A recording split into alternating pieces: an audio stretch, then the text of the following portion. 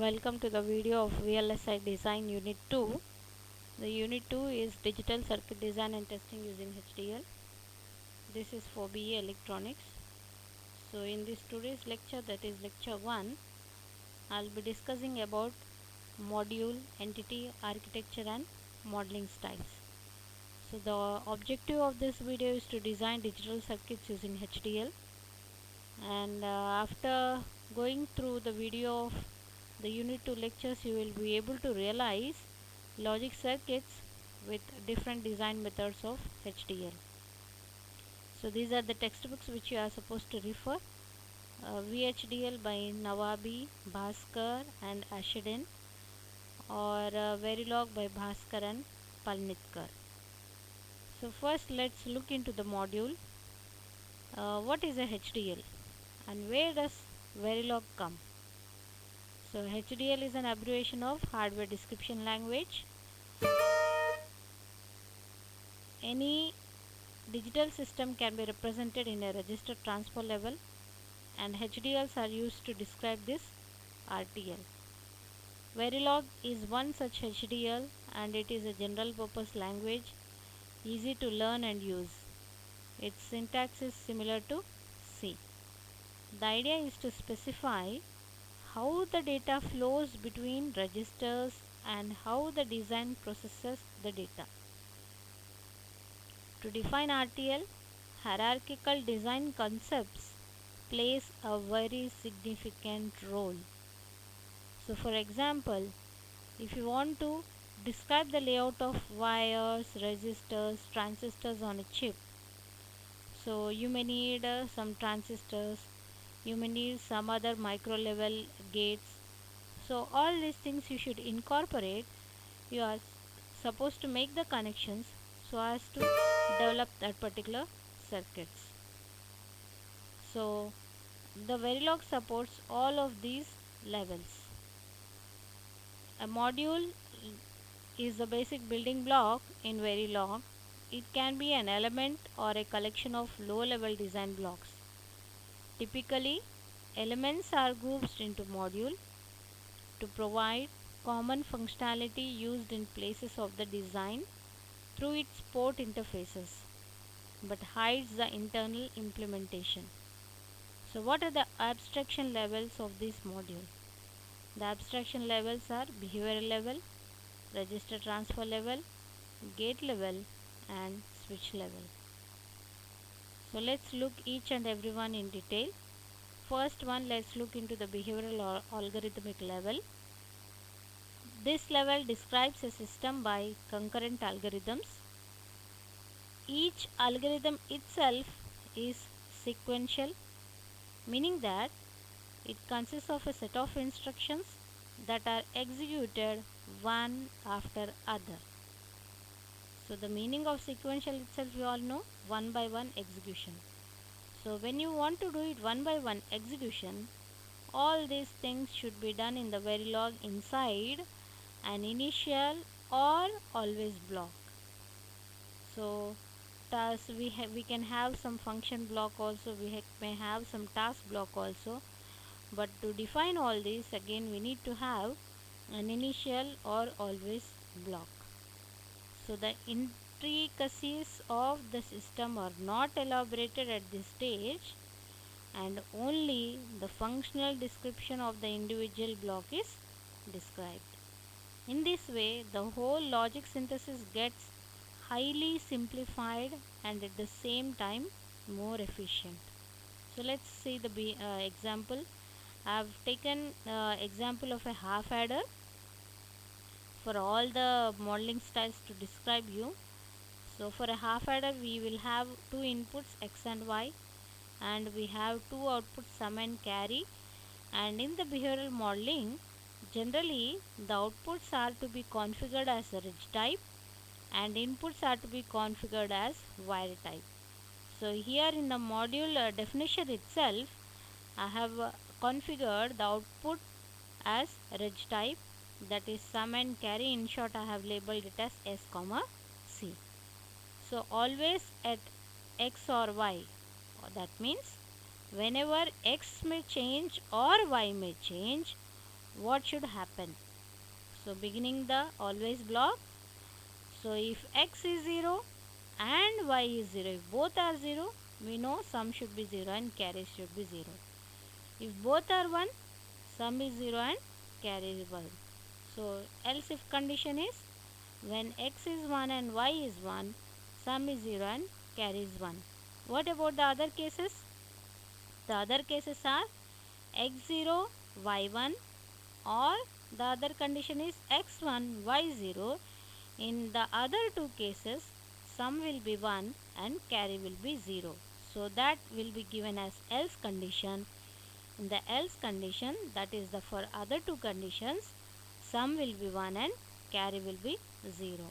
So we should end the always block which is started and end the module. This is how we will be describing the behavioral description sequentially, step by step, one after other. So the next example for the next abstract level is register transfer level. The same example half adder is taken. Designs using the register transfer level specify the characteristics of a circuit by operations and the transfer of data between the registers. So that means it is similar to a signal flow. So it contains the operation scheduled to occur at certain times. The example I will show you. The half adder, input a comma b, output s comma c. So how do we describe the signal flow of sum is a XOR b. So if we consider a as one register and b as one register and s as one register, how the signal is flowing between the two registers is described as sum as a XOR b and carry as a and b and module. So this is simply called as data flow modeling style. So the next one is the gate level modeling. Within the logic level, the characteristics of a system are described by logical links and their timing properties. So all signals are discrete signals. They can only have definite logical values 0, 1, x and z. So the usable operations are predefined logic primitives. So the predefined logic primitives are AND, OR, NOT, XOR, XNOR, NAND, NOR, all are available as predefined. But whereas the ones which are not predefined, user defined also can be utilized in the gate level.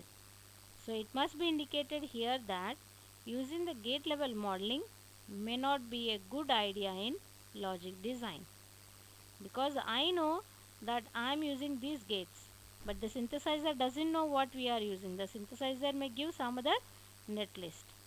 Gate level code is generated by tools like synthesis tools in the form of netlist, which are used for gate level simulation and for backend.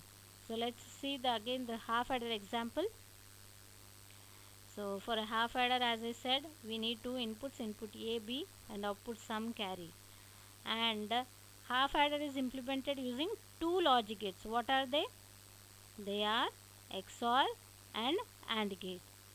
So XOR gate, if it is not predefined, then I need to define again using the module. Actually XOR AND gates are simpler ones which are predefined, but here for you to make you understand, I have written again the same XOR in the as a module. So module XOR1 is having input A and B and output as sum. So the XOR function, predefined function is taken. It gives my output as S and inputs as AB. Similarly, I have written one more module and one. It is again having two inputs AB and output as C. So the AND is the predefined function. It produces me the ANDing of A and B to the output C. So now here in my main program, for the half adder program, I need two components. One is XOR and one is AND gate. But XOR I have defined with the module name as XOR1. So I am using here XOR1 with its label name as U1. It is having A, B as in and S as output. Similarly, AND1 I have defined Its label is given as U2, and it is also taking both the inputs AB and output is carry, and then end module. So this is the gate level program where XOR 1 is one my gate and AND 1 is one more logic gate. Both these gates are taken up and they are mapped as A, B or SC, or if it is a some little huge one, then the port mapping plays an important role here, where you are supposed to map the ports correctly. Next is the switch level. Abstraction level is the switch level. It is the lowest level of abstraction. A module can be implemented in terms of switches, storage nodes, and interconnection between them. However, as has been mentioned earlier, one can mix and match all the levels of abstraction in a design. RTL is generally frequently used, and behavioral model is also frequently used, but generally behavioral model is considered for synthesis than RTL or data flow. Switch level example I'll show you. Here I consider the example of a CMOS inverter where it is made up of two MOSFETs, one P MOSFET and one N MOSFET. P MOSFET is in the pull up and N MOSFET in the pull down. In the unit 1 you have already seen about the CMOS inverter. We need two power supply. One is VDD, the power where I mentioned there I give VDD, and in the ground where I mentioned I give the ground as the supply or 0 volts, and both the gates are connected together to give the common input in, and then I will be taking the source and drain connected of N and P and will taking the output as out. So same thing, considering MOSFET as a switch, these MOS transistors are taken up and then they are connected. Like in the gate level, what I have done, I have taken the logic gates and connected them. Here in place of logic gates, we will be taking the MOSFETs and then they will be connected to make the switch level example. So module name is INV underscore SW, that means module inverter underscore switch level. I have the output as out, comma, input as in. So the same thing is mentioned here, output OUT, input IN. Then I need to mention the two supplies. Supply 1 is power, supply 0 is ground. Then mention first about the PMOS inverter, which is pull up. PMOS is having the out, it is having the supply as power, comma, in. Next NMOS is, it is also having the out, supply is ground, and it is again having the common in. Then end module. So with the two statements, PMOS as a switch and NMOS as a switch, now the connections will be made and the supply will be given and it will be working as a inverter. Next, topic 2, that is entity architecture and modeling styles. So till now we have seen about the Verilog module, Verilog modeling styles, which are called as abstraction levels, RTL. Then we have seen about the behavioral modeling, and then we have seen about the gate level and switch level modeling. So let's look into the VHDL. Entity and architecture are for VHDL. So the structure of a VHDL design resembles the structure of a modern object-oriented software design. All VHDL designs provide an external interface and an internal implementation. In VHDL, an entity is used to describe a hardware module. An entity can be described using entity declaration, architecture, configuration, package declaration and package body. So let's see one by one here. What is entity declaration? It defines the names, input, output, signals and modes of a hardware module. The syntax is entity name is port declaration and end the entity name.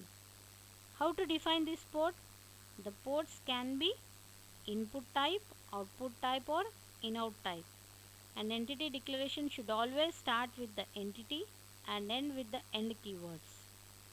So the direction you see here, in it is to read, out for writing out, in out can be read as well as written, buffer type can be read and written, it can only have one source. As I said, entity is common.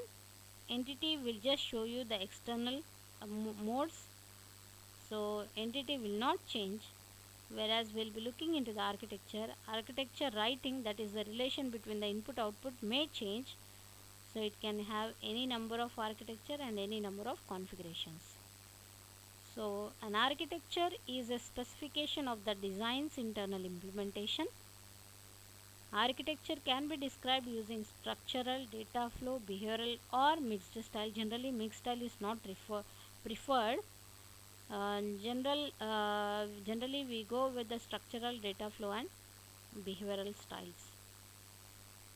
The syntax is architecture, architecture name of entity name, then the architecture declarative part, begin, statements, end with the architecture name. So here if you see, in the architecture declarative part, you can declare some signals, you can declare some constants, you can declare some components, you can declare some integers, you can declare some FSM, you can declare some type. All these declarations can be done before begin of the architecture. And after begin, the statements are nothing but the relationship between the inputs and outputs, or the logical relation or the functionality will be mentioned by the statements which are shown here. So with an example I will show you.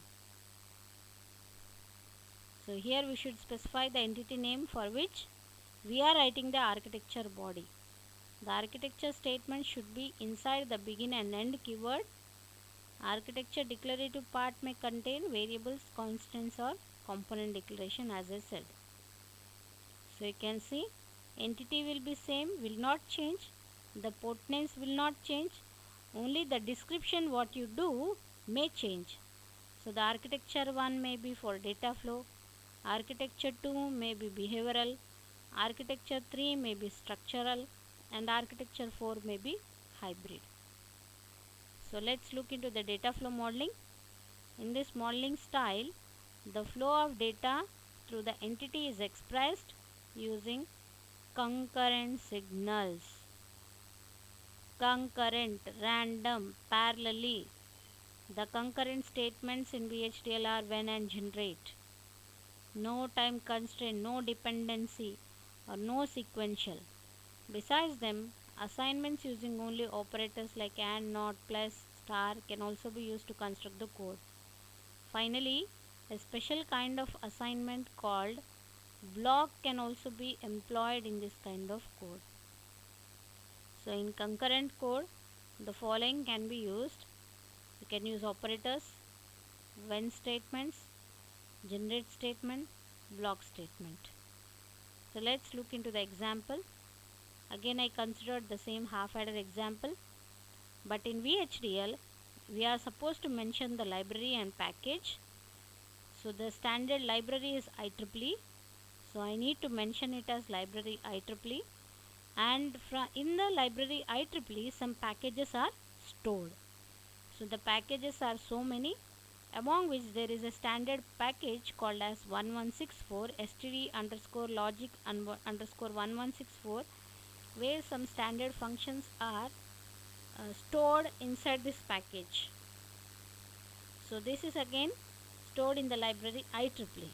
So I used to use it inside my program. So how to use it? By using the keyword use, IEEE dot std underscore logic underscore 114 is my package name. Dot all indicates what all the functionalities or what all the things which are declared inside the package must be utilized in my design or inside my program. That is the meaning of writing dot all. Okay. So since I am using the standard package, my ports should be taking the data type from the standard package.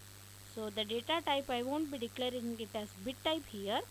I will be writing here as std logic type. Of course, std logic also will be taking the data values as bit value 0 and 1, but since I am using from the standard package, I should declare it as std logic data type. So first start with the entity name. Entity half underscore adder is my entity name. Is port, what are the port names I have? AB as in std logic, and sum and carry out are out type, which are the data types as again std logic. And half adder and entity name. Entity name is half adder, or else we can even write end also. Next, architecture. Architecture name of entity name is, here the architecture name is data flow and the entity name is half adder, so architecture data flow of half adder is. We should always map the architecture with the entity, otherwise the architecture is just a description. So for which description which one you are going to describe will not be mapped up, so we should always write the architecture name of entity name, then only that particular entity which is having some port names will be mapped up here. The begin is a must for architecture to begin. Then write your data flow signal flow statements like the expression sum is a XOR b and carry is a and b. So here less than equals to is the signal assignment operator. So in all the VHDL programming, mostly will use the signal assignment operator. Until unless we come across the variables, we will use the variable assignment operator. If not, all the cases by default we use the signal assignment operator, and then end the architecture with the architecture name. Next, moving on to the behavioral modeling. In this modeling style, the behavior of an entity as a set of statements is executed sequentially in the specified order. Only statements placed inside a process, function, or procedure are sequential. Process, functions, and procedures are the only sections of the code that are executed sequentially. Sequentially means one depending on the other or one after the other. However, as a whole, any of these blocks is still concurrent with any other statements placed outside it. One important aspect of behavior code is that it is not only limited to sequential logic, indeed with it we can build sequential circuit as well as combinational circuits. So don't just ever think that madam you are explaining sequential, so that means we will be building only sequential circuits, not combination. No. See, sequential is step by step execution, so it can be for combinational or else sequential. The behavioral statements are if, wait, case, and loop. All these conditional statements we can use, any other statements, switching statements, loop statements also can be used. Variables are also restricted and they are supposed to be used in sequential code only. Variable can never be global, so its value cannot be passed out directly. Moving on to the example, as I said, we need to mention the library and use the package. Entity half address, entity remains the same all the time. You can observe entity remains the same ports, because port names will not change. Port names are AB as in type and sum and carry are out, which are taking the data type from std logic. Okay, so the entity remains the same, only thing is architecture with the other modeling style it varies. Architecture, here I gave the architecture name as behavior because I am explaining the example for behavioral modeling of half adder is. Begin, as I said, process, statement is must. So process, within the process I need to mention the sensitivity list. Now the question comes up, what do you mean by sensitive? So which are sensitive? For a design of this particular example half adder, the outputs, when does the output change? Whenever the input changes. That means my output is changing with respect to the change in the input values. So now in this particular design my inputs are sensitive. When and where my inputs changes, my output will change. That means the sensitive parts are the input variables or the inputs. So what are my inputs? My inputs are A and B. So within the process I need to mention the sensitivity list. So the sensitivity list are two inputs which are A comma B. So then begin the process again. Now write the conditional statements. You can use, as I said, you can use case statement, you can use conditional if else statement, or you can use loop statement, whichever is convenient, whichever is suitable can be used to describe the behavioral modeling style. So here I am using the if conditional statement. If A is 1, then sum is not of B, carry out will be B, else sum is B and carry out is 0. End if and end the process and the architecture. Next is structural modeling. In this modeling, an entity is described as a set of interconnected components. Component doesn't mean that resistor or capacitor or transistor. Component can be any logical element. That logical element can be a gate, can be some logical device like counter, or can be little higher logical block, anything it can be, but they will be treated as component here. So a component instantiation statement is a concurrent statement that should be used here. Therefore the order of this statement is not important, but instantiation and calling the components is important. The structural style of modeling describes only an interconnection of components. That means they are viewed as black boxes without implying any behavior of the component themselves, nor of the entity that they collectively represent. So in structural modeling, the architecture body is composed of two parts, that is declarative part and the statement part. So let's see into the example.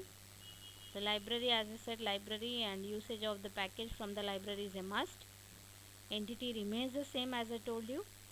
So now I'll quickly move on to the architecture. Architecture name is taken as structure of half adder is. As I said before, begin of the architecture comes the declarative part, where we are supposed to declare the components, signals, variables and constants. In this case I need two components. What are those two components? I need one half XOR gate and AND gate to make up the half adder. So I need two components here. The two components have to be declared first. Declaration means I want this one, and this one should be of XOR should be of this type, and AND gate should be of this type. And in the main part where you come up in the statement part, there you will be mapping the ports so as to build it as a circuit, like making the connections. First, declaration means pulling up or taking up the component in your place, placing on the board. And when I start the begin, that means on the board I have kept those components. Now I have to interconnect them so as to make it a logic circuitry. Okay, let's see. So first I am declaring the component as XOR under gate, which is my XOR gate. It is again having the same ports I1, I2 in std logic type, O1 out std logic type and N component. I need one more component which is AND component that has to be declared here. The component name is AND underscore gate. Same ports again I have here. But remember, Just mere calling the component will not do. This component description must be there inside your workspace. That is clear functionality should be there inside your workspace, then only your design will work. Just empty component like if you are making a circuit with connecting some resistors, capacitors and so on. Suppose if you take only resistor box, empty box, and if you connect it, will it work out? No. Resistor should be a pure resistor having the leads, and it should work as a resistor, then only you can see the property of the resistor working out in that logic circuitry. Same way here, if I just give the name and just show the ports, will not do. The functionality of this XOR gate or AND gate should be there inside my workspace. If not, your functionality will not be executed. So there are two ways of mapping it. First I am giving the labels U1 for XOR and U2 for AND gate. Port map is must statement. Mapping the ports is nothing but interconnecting them. So how to map the ports? I1 is mapped to A, I2 is mapped to B and O1 to sum. Similarly for AND gate, O1 to carry and I1 to A and I2 to B. Either this way, or you can straight away write A comma B comma sum, A comma B comma carry out. It will automatically map I1 to A and I2 to B, and the outputs which are mentioned for XOR and AND will be mapped to sum and carry. Either this way or this way you can map the ports, not both together. Just for you to understand, I have mentioned both here at once, but any of these two statements can be used in the architecture. So I hope you might have understood the module, then VHDL entity and architecture, and various modeling styles. Thank you.